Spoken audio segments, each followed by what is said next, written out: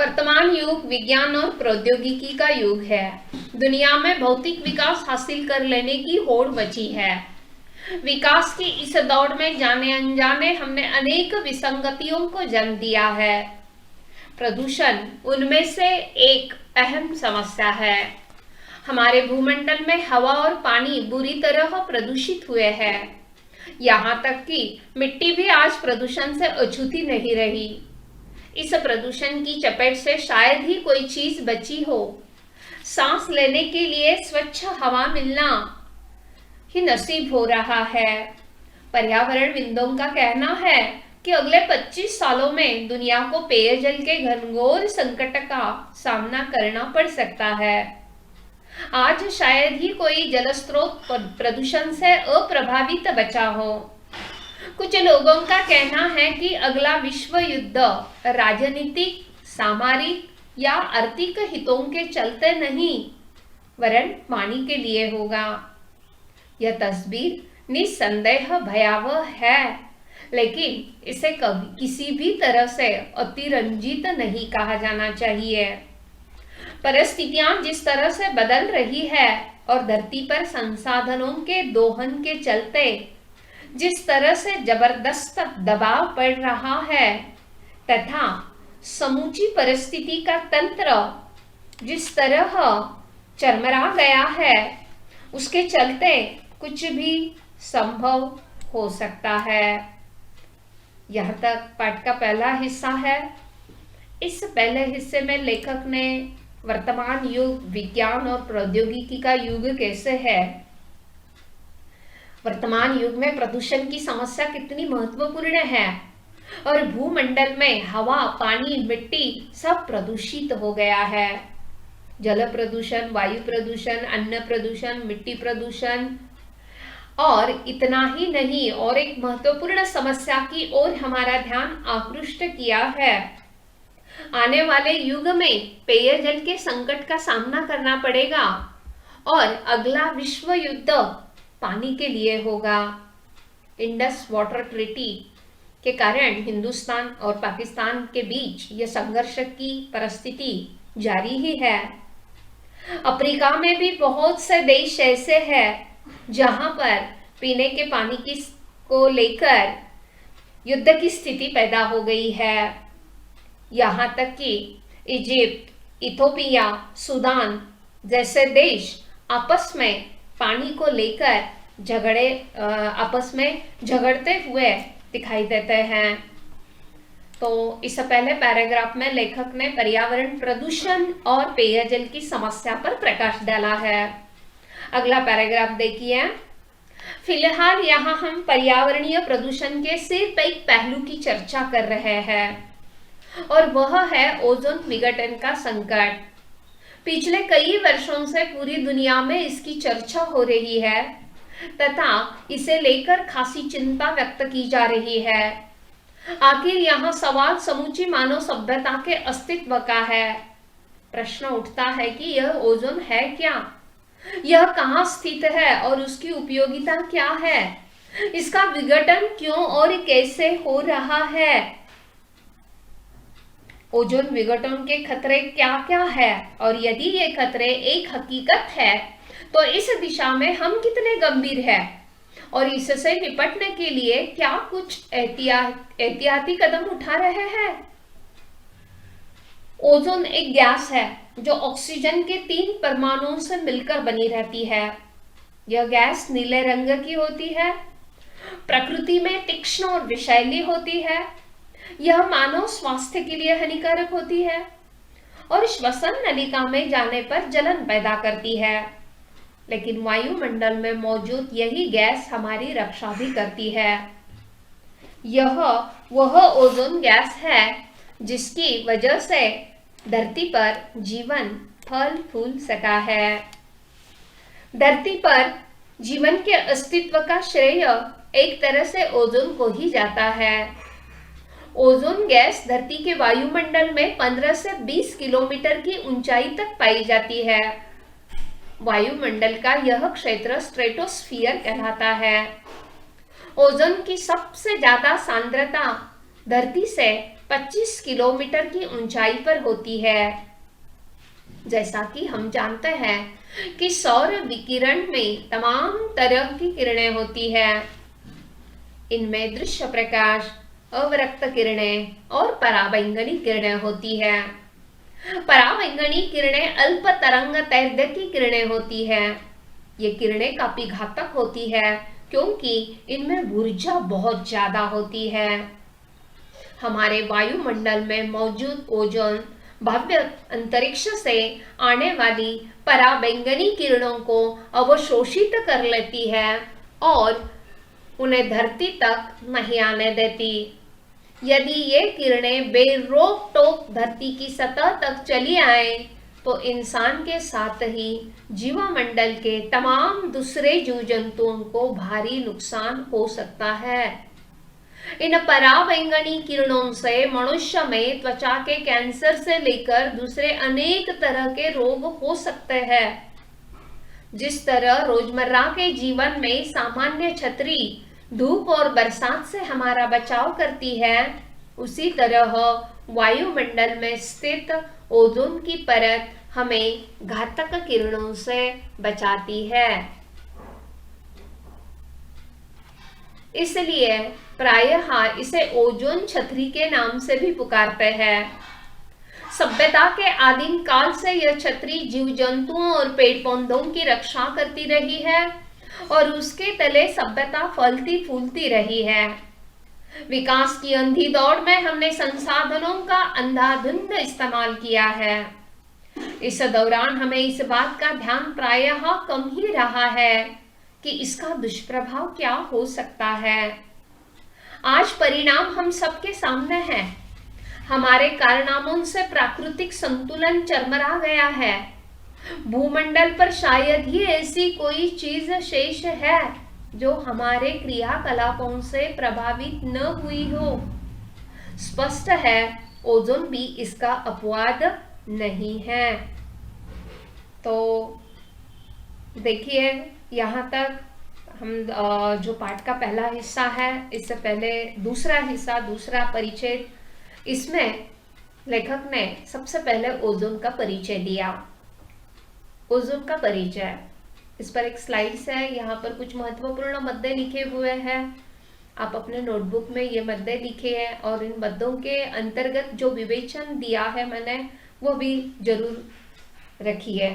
इसी पर आधारित कुछ प्रश्न आप लोगों को परीक्षा के लिए पूछे जा सकते हैं।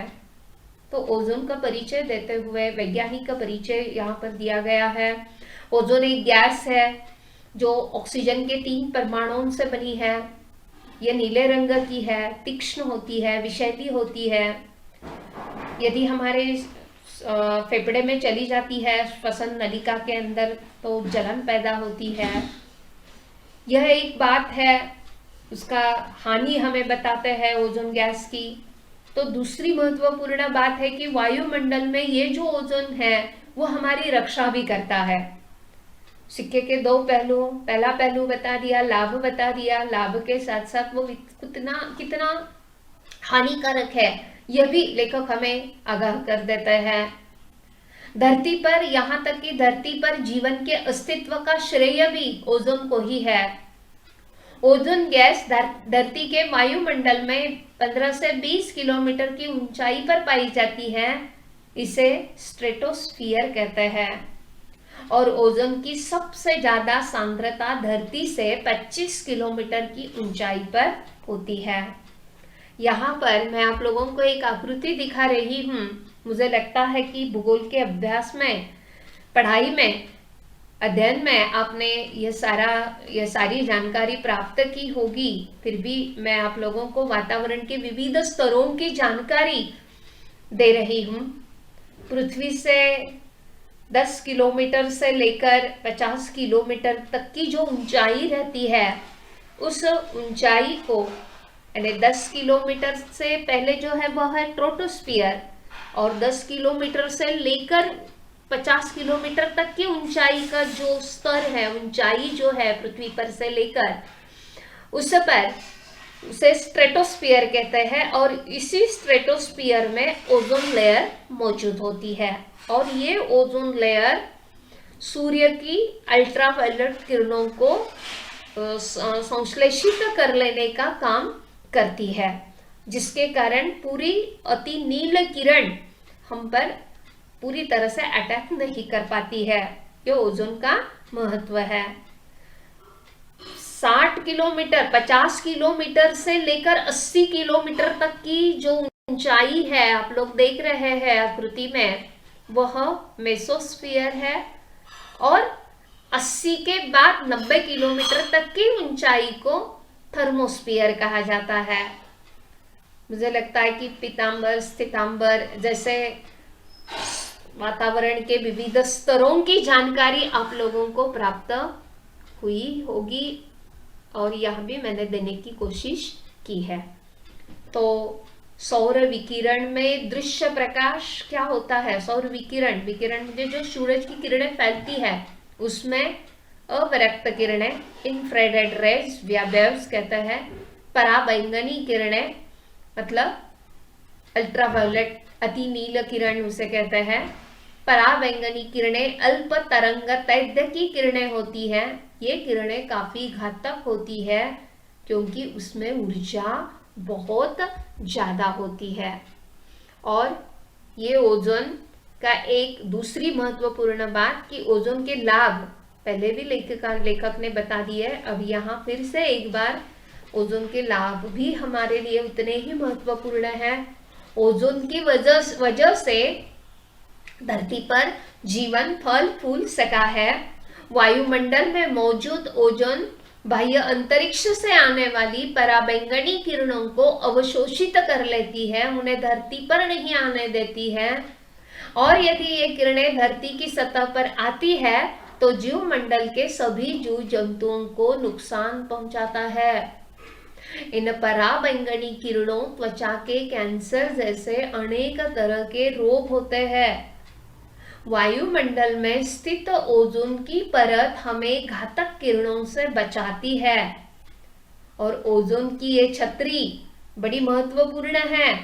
ओजोन की छतरी जीव जंतुओं और पेड़ पौधों की रक्षा करती रहती है। यहाँ तक एक मुद्दा हम लोगों ने देखा, ओजोन का स्वरूप और ओजोन के लाभ और ओजोन छतरी हमारे लिए कैसे लाभदायी है यह देखा। अब आगे देखिए, आइए अब देखें कि ओजोन का विघटन क्यों और कैसे हो रहा है।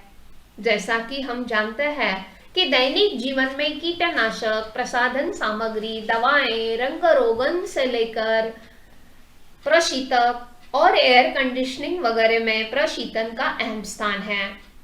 सन 1930 से पहले प्रशीतन के लिए अमोनिया और सल्फर डाइऑक्साइड गैसों का इस्तेमाल होता था, लेकिन उनके इस्तेमाल में अनेक व्यावहारिक कठिनाइयां थी। उदाहरणार्थ, ये गैस तीक्ष्ण थी और मानव स्वास्थ्य के लिए हानिकारक थी। अतः वैज्ञानिकों को एक अरसे से इनके उचित विकल्प की तलाश थी जो इन कमियों से मुक्त हो। इस क्रम में 30 के दशक में थॉमस मिडले द्वारा क्लोरोफ्लोरोकार्बन अर्थात CFC नामक यौगिक की खोज प्रशीतन के क्षेत्र में क्रांतिकारी उपलब्धि रही। अध्ययन से पाया गया कि ये रसायन सर्वोत्तम प्रशीतक हो सकते हैं क्योंकि ये रंगहीन, गंधहीन, अक्रियाशील होने के साथ साथ अज्वलनशील भी थे। इस तरह ये आदर्श प्रशीतक सिद्ध हुए।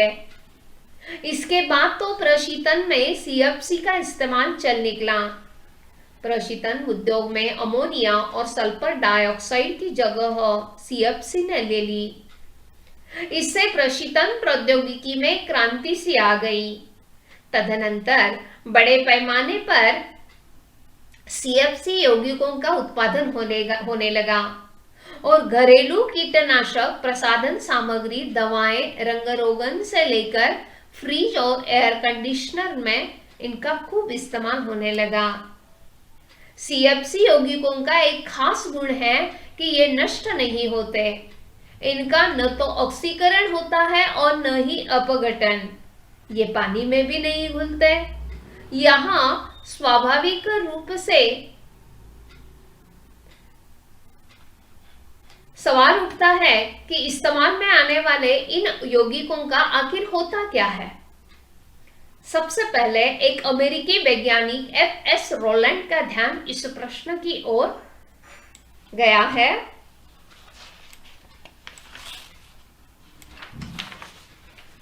उन्होंने इस दिशा में लगातार कई वर्षों तक अनुसंधान किया। यहाँ तक एक तीसरा भाग देखिए, इसका विश्लेषण हम लोग देखते हैं। ओजोन विघटन के कारण, इस पर हमारी अब यहाँ चर्चा हो रही है। दैनिक जीवन में कीटनाशक, प्रसाधन सामग्री, दवाएं, रंग रोगन, प्रशीतन मतलब फ्रीज वगैरह, कूलिंग सिस्टम जितनी भी होती है उसे सभी प्रशीतन कहते हैं, और एयर कंडीशनिंग, इन सभी में प्रशीतन का अहम स्थान है, ठंडा का अहम स्थान है। अब इसके अंतर्गत पहले अमोनिया और सल्फर डाइऑक्साइड इनका उपयोग किया जाता था, लेकिन ये गैस बड़ी तीक्ष्ण और मानव स्वास्थ्य के लिए बड़ी हानिकारक मानी गई। तो इसके बाद थॉमस मिडलेट द्वारा 30 के दशक में एक खोज की गई और उसने बता दिया क्लोरोफ्लोरोकार्बन CFC नामक यौगिक की खोज उन्होंने की है। और प्रशीतन के क्षेत्र में यानी कूलिंग सिस्टम की जितने भी संसाधन हैं, जितने भी वस्तुएं हैं, उन सभी में ये CFC का उपयोग होने लगा है। और ये CFC प्रशीतन के क्षेत्र में एक क्रांतिकारी उपलब्धि मानी गई, क्योंकि ये रंगहीन CFC जो है रंगहीन है, गंधहीन है, अक्रियाशील है तथा अज्वलनशील है। इसीलिए CFC का बहुत मात्रा में उपयोग होने लगा। अब ये CFC, इसी CFC को लेकर जो संशोधन हुआ, उस संशोधन की जानकारी अब हम प्राप्त करते हैं अगले वीडियो में। तब तक के लिए यहाँ रुकते हैं। धन्यवाद।